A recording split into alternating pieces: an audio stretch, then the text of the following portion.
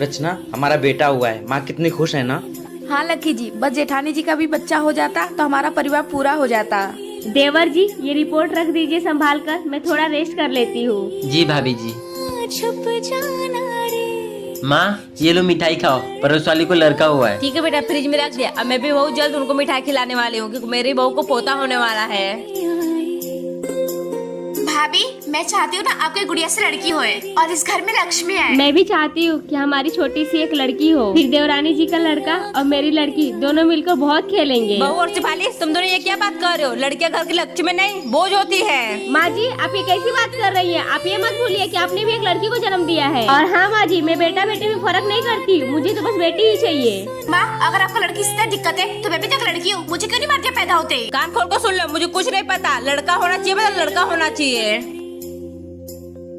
Mummy जी, वो मुझे कुछ पैसे चाहिए थे, रक्षाबंधन के लिए साड़ी खरीदनी थी। वो इनकी सैलरी नहीं आई है ना, तो इन्होंने कहा था कि मम्मी से ले लेना। तेरे पास इतनी साड़ी पड़ी है पुरानी, पहन ले उसमें से कोई सी भी, मैं नहीं दे रही। देवरानी जी, आप सब्जी में नमक डालना ही भूल गई। अंदर आओ। ठीक है दीदी, मैं आती हूँ।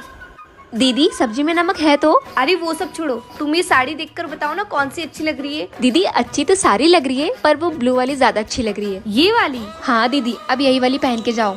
तो ये ऐसे तुम्हारी हुई? नहीं दीदी, इसकी जरूरत नहीं है। क्योंकि ये मैं अपने लिए नहीं तुम्हारे लिए निकाल रही थी, और ये नई भी है। नहीं दीदी, मैं इसे नहीं ले सकती। ऐसे कैसे नहीं ले सकती? तुम ही तो हमेशा कहती हो कि मुझे कभी बहन की कमी महसूस ही नहीं होती। दीदी, आप मेरी बहन जैसी हो, तो अब मेरी साड़ी नहीं ले सकती? पर दीदी, अगर माँ जी ने कुछ बोला तो? अब दो बहनों के बीच में माँ जी क्यों कुछ बोलेगी?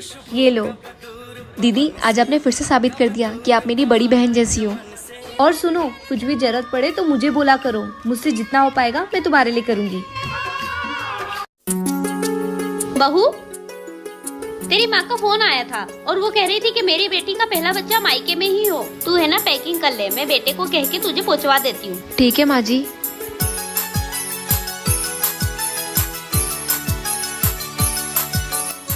हेलो माँ, मैं मायके नहीं आऊंगी। क्यों बेटा?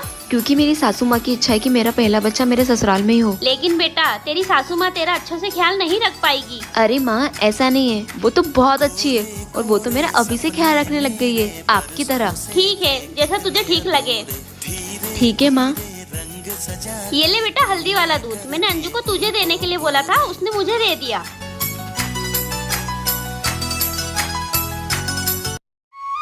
मम्मी, दादी और बुआ आ रही हैं। क्या? एकदम चुप हो जा, पापा का खर्चा बढ़ाने आ रही है। चलो जल्दी से गेट बंद कर लेते हैं, नहीं तो अंदर आ जाएंगी दोनों, दिमाग खराब करेंगी। पोती, गेट खोलो बेटा। देखो बेटा, मैं गांव से आई हूँ, अचार लाई हूँ तुम्हारे लिए। भाभी, भैया, सृष्टि कहाँ हो? अरे बेटा, 3-4 घंटा हो गए हमको यहाँ पे खड़े हुए, कोई गेट ही नहीं खोल रहा है। क्या करें, यहीं पे बैठ जाएं क्या? अरे मैं इन लोगों को बहुत देर से देख रहा हूँ, गेट पे बैठी हुई हैं। काम करता हूँ, इनसे पूछ लेता हूँ क्या बात है।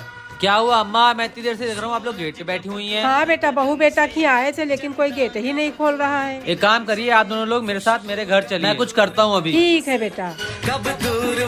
बेटा, पिछली बार दादी आई तो पापा से चुगली कर दी थी। मैं भी तो बीमार रहती हूँ। मम्मी जी, खाना खा लीजिए। ले जाओ खाना, मुझे नहीं खाना। रखिए फोन, आप जानो कैसे करोगे। क्या हो मम्मी, इतना गुस्सा में क्यों हो? अरे बहू के माँ के ऑपरेशन हुआ है तो उसको बुला रही है सेवा करने के लिए। तो हम लोग को पेट में कैसे दाना पानी जाएगा? या हम मेरी सेवा कौन करेगा? दूसरा प्रॉपर्टी के लोग अपना प्रॉपर्टी समझ लेते हैं। कैसा घर में मेरे बाबूजी मेरी शादी कर दी है। मेरी सास को ये भी नहीं लगता है कि मेरी माँ का ऑपरेशन हुआ है इसलिए बुला रही है। इनको तो सेवा मिल ही रही है। कोई नहीं, मेरी भाभी सब कर लेगी। खाना मिलेगा यार।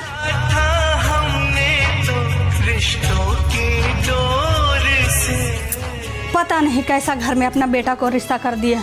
पराया धन को भी लोग अपना समझ लेते हैं, जब चाहते हैं बुला लेते हैं।